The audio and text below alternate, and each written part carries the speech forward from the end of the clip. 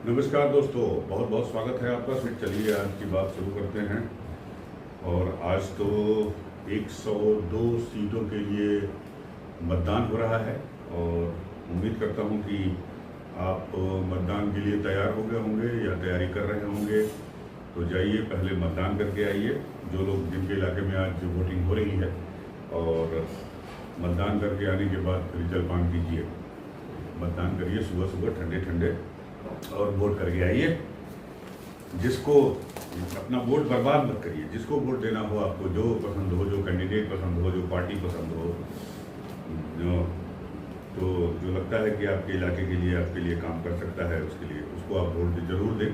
लेकिन वो घर न बैठें, वोट देने जरूर दें। बढ़ते हैं अगली खबर हमारे बच्चों से रिलेटेड है। हमारे देश के छोटे बच्चे जो हैं, इन्फेंट जिसको बोलते हैं, 1 साल तक के बच्चे या 1.5 साल तक के बच्चे। तो एक स्विस एनजीओ है, उसका नाम है पब्लिक आई और international baby food action network, IBFAN। इसने सेरेलेक को लेकर एक बड़ा खुलासा किया है। और इसका कहना यह है कि सेरेलेक कंपनी जो है, वो जो विकासशील कंट्री है, डेवलपिंग कंट्री है, उसमें हमारा इंडिया भी शामिल है। हमारे हालांकि प्रधानमंत्री कह रहे हैं कि 45 तक डेवलप कंट्री हो जाएंगे, लेकिन अभी तो हम डेवलपिंग कंट्री में ही हैं। तो इन कंट्री में सेरेलेक का जो प्रोडक्ट है, सेरेलेक आपको पता है छोटे बच्चों को एक फूड सप्लीमेंट के तौर पर दिया जाता है। 6 महीने तक तो बच्चों को माँ का दूध पीना होता है, और 6 महीने के बाद बच्चों को जो फूड दिया जाता है, उसमें सबसे पहला फूड जो होता है वो सेरेलेक ही होता है। घर का हर घर के लोग इस बात को जानते हैं, हर घर के लोगों ने इसको देखा है। तो उस सेरेलेक में चीनी जो है वो ज़्यादा मिला रहा है, और आपको पता है कि चीनी हमारे हेल्थ के लिए कितना नुकसानदेह है। ज़्यादा चीनी अगर आप खाते हैं तो न सिर्फ आपके शुगर के लिए, बल्कि मोटापे के लिए, लीवर के लिए, किडनी के लिए, हर चीज़ों के लिए ये नुकसानदेह होता है। और ख़ासकर बच्चों पर तो इसका बड़ा ही बुरा असर पड़ सकता है। तो अब ये अखबार की रिपोर्ट क्या कहती है, PTI के हवाले से खबर छपी है ये नवार टाइम्स में।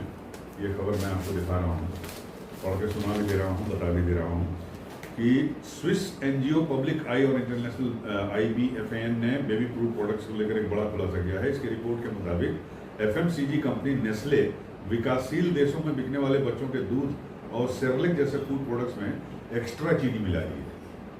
150 बेबी फूड प्रोडक्ट्स का अध्ययन करने के बाद IBFAN ने अपनी रिपोर्ट में ये खुलासा किया है। और इसका ये भी कहना है कि यूरोप में जो इसके प्रोडक्ट बिक रहे हैं, यानी स्विट्जरलैंड की कंपनी है ये, नेस्ले इंडिया। तो यूरोप में जो बिक रहा है वहाँ पे चीनी कम है, और वहाँ पे उनके मानक के हिसाब से है। लेकिन भारत जैसे देश हैं, नाइजीरिया, थाईलैंड, सेनेगल, जो डेवलपिंग कंट्री हैं, इनमें जो है चीनी जो है ज़रूरत से ज़्यादा मिला रहा है। और डब्बे पर भी दूसरी चीज़ों का उल्लेख तो ठीक ठाक कर रहा है, जैसे विटामिन कितना है, खनिज कितना है, और मिनरल्स कितने हैं, और जो दूसरे पोषक तत्व हैं वो कितने हैं। लेकिन शुगर मिक्स के मामले में ये ट्रांसपेरेंट नहीं है। अब इसमें वो भी दिया है कि किस देश में कितना चीनी मिला रहा है। अब देखिए, फिलीपींस में जो है एक डब्बे में इसके 7.5 ग्राम, 7.3 ग्राम, 30 ग्राम जो है वो चीनी है। नाइजीरिया में 6.80 ग्राम चीनी है। थाईलैंड में इसके सेरेलेक के डिब्बे में या दूध के डिब्बे में 6 ग्राम चीनी है। सेनेगल में 5.90 ग्राम चीनी है। इथोपिया, साउथ अफ्रीका कंट्री वाला गरीब देश है, आपको पता है, 5.2 ग्राम है। साउथ अफ्रीका में 4 ग्राम है। पाकिस्तान में 2.70 ग्राम है, और भारत में भी 2.70 ग्राम है। फिर भी ये मानक से ज़्यादा है। बांग्लादेश में 1.60 ग्राम है। देखिए, भारत में 2.70 ग्राम चीनी है इसके सेरेलेक के डिब्बे में या दूध के डिब्बे में, इसके नेस्ले के। लेकिन बांग्लादेश में 1.6 ग्राम है, 1.60 ग्राम। ब्रिटेन में 0 है। ब्रिटेन में ये कंपनी, नेस्ले कंपनी, जो अपना दूध बेच रही है डब्बे वाला, या वो बेच रही है, सेरेलेक बेच रही है, प्रोडक्ट फूड सप्लीमेंट जो बेच रही है बच्चों का, उसमें 0 चीनी है। जर्मनी में 0 चीनी है। इसकी कंपनी जहाँ ये बनती है, कंपनी वहाँ बनाती है, वहाँ भी 0 कंपनी है। आपको याद होगा कि 2015 में, इसके पहले, इसका एक बहुत ही पॉपुलर प्रोडक्ट है मैगी। घर घर जानते हैं लोग, घर घर बच्चे खाते हैं, जवान भी खाते हैं, हम भी खा लेते हैं कभी कभी। तो मैगी में इसके लेड की मात्रा जो है वो ज़्यादा पाई गई थी। और ये खुलासा किया था यही लखनऊ के पास के एक बाराबंकी के फूड संरक्षक अधिकारी ने। मैं गया भी था बाराबंकी से, उनका इंटरव्यू लिया था। वो रिपोर्ट इसकी लैब में गई थी, मैगी को कलेक्ट करके लैब में उसके रिपोर्ट जांच के लिए भेजा था। और जांच में ये पाया गया था कि उसमें शीशे की मात्रा ज़्यादा है, जो कि बच्चों के लिए बेहद नुकसानदेह है और काफ़ी है। तो उस वक्त बड़ा बवाल मचा था और नेस्ले ने जो है पूरी की पूरी सीरीज जो है वो मैगी की जो उस वक्त लॉट पूरी मार्केट में थी उसको वापस लिया, नष्ट किया उसे और आश्वासन दिया कि अब जो है ऐसा नहीं होगा और हम जो है इसको चेक करेंगे। उसके बाद आज 2024 हो गई, यानी 9 साल बीत गए इस बात को, 8 साल से ऊपर हो गए, 9वां साल चल रहा है। और लोग, मेरे ख्याल से बहुत से लोग इस बात को भूल भी चुके होंगे कि नेस्ले के प्रोडक्ट में, मैगी में जो है शीशे की मात्रा ज़्यादा पाई गई थी। उस समय बड़ा बवाल मचा था। नेस्ले ने वादा किया था कि वो ऐसा आपसे नहीं करेंगे। यही वादा कल जब ये रिपोर्ट आई है सामने तो इन्होंने फिर किया है और दावा किया है कि उसने पिछले 5 सालों में भारत में बेबी फूड प्रोडक्ट्स में चीनी में 30% से अधिक की कमी की है। मैंने उसने माना है कि चीनी ज़्यादा थी और उसमें 30% की कमी की गई है। तो भैया मिलाया क्यों चीनी आपने? जब कमी आपने की, आप ये मान रहे हैं कि आपने 30% जो है चीनी कम किया, तो आपने मिलाया क्यों बेचने के पहले? अब आगे ये कहते हैं, नेस्ले इंडिया के प्रवक्ता ने का कहना है कि हम अपने प्रोडक्ट्स में पोषण, गुणवत्ता और सुरक्षा के उच्चतम मानकों को बनाए रखने को प्रतिबद्ध हैं। तो इसके पहले आप क्या कर रहे थे? ये सोचने वाली बात है, ये पूछने वाली बात है। अब इसमें जो राष्ट्रीय बाल अधिकार संरक्षण आयोग के अध्यक्ष हैं प्रियंक कानूनगो ने, हमारी जो FSSAI जो लाइसेंस जारी करती है फूड प्रोडक्ट्स के, FSSAI के CEO जी कमलावर्धन राव को चिट्ठी लिखी है और इस मामले की जांच की मांग की है और व्यापक समीक्षा करने की मांग की है। तो अब देखना है कि इसमें क्या होता है, भारत सरकार की तरफ से क्या कदम उठाए जाते हैं, जो रेगुलेटरी बॉडीज़ हैं वो क्या इस पर एक्शन लेती हैं, तो देखने वाली बात होगी। इस बीच नेस्ले इंडिया का शेयर जो है वो स्टॉक मार्केट में गिर गया, वो भी बता देता हूँ कितना गिरा है। नेस्ले इंडिया के शेयरों में ज़बरदस्त गिरावट देखने को मिली है। BSE पर कंपनी के शेयर 3.31% लुढ़क कर 2462.55 पर बंद हुए।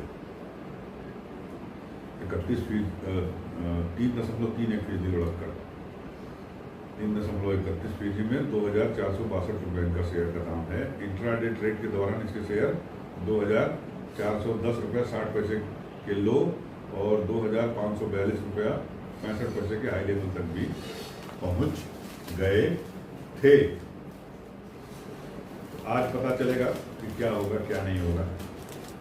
अब एक और अच्छी खबर आपको बता दूं, जिसका मैंने टाइटल में उल्लेख किया है, और वो है एलन मस्क से जुड़ी हुई। एलन मस्क जो है वो 21 अप्रैल को आ रहे हैं इंडिया और बहुत संभव है कि अगले 1-2 दिनों में वो अनाउंस कर दें कि भारत में टेस्ला कार कहाँ बनेगी।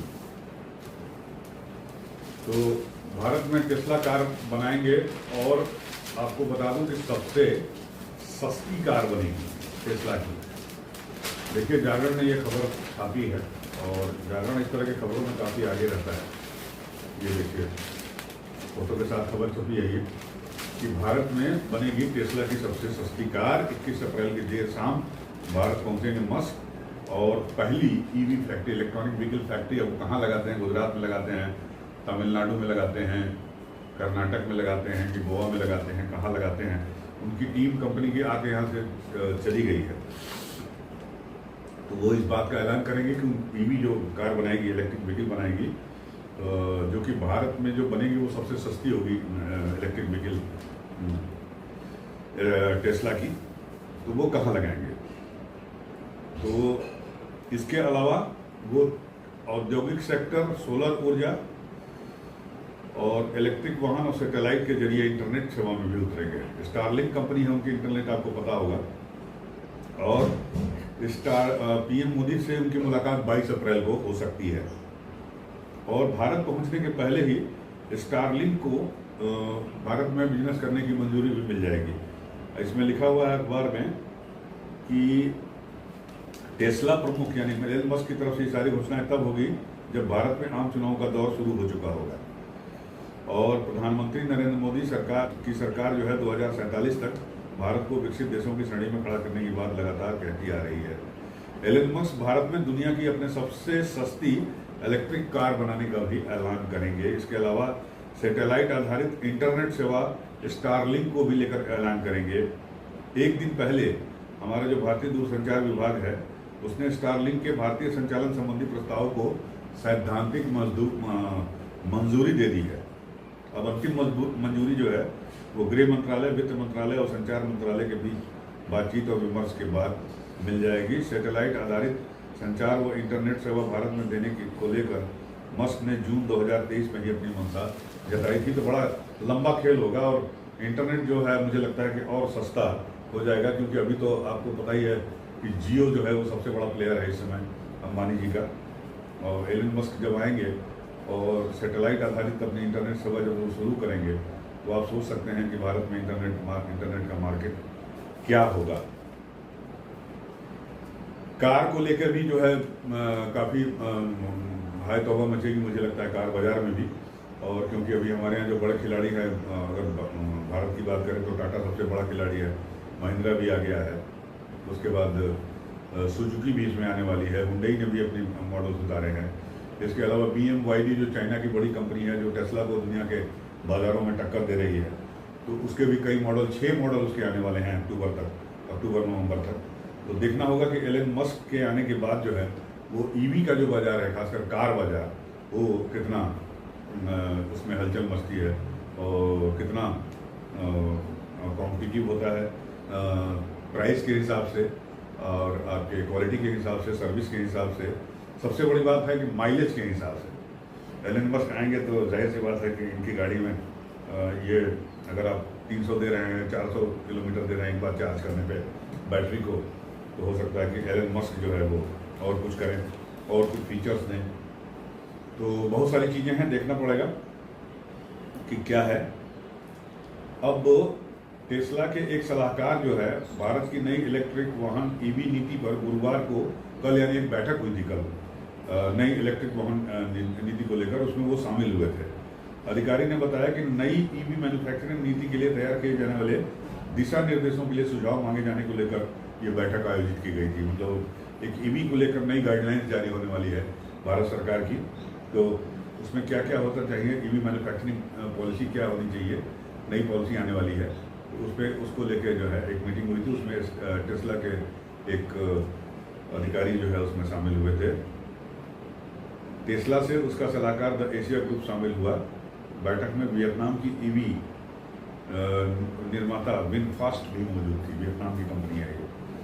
तो बहुत बड़ा खेल होने वाला है आपको EV के मार्केट में अगले 1-2 सालों में, और तैयार रहिए, बहुत ज़बरदस्त ये मार्केट होने जा रहा है। तो हमें भी रहेगा इंतज़ार, आपको भी रहेगा इंतज़ार। बने रहिए, इस खबर पे बनी रहेगी हमारी नज़र। आप हमारे साथ बने रहिए, हमारे चैनल को लाइक करिए, सब्सक्राइब करिए, जुड़े रहिए। नमस्कार, धन्यवाद।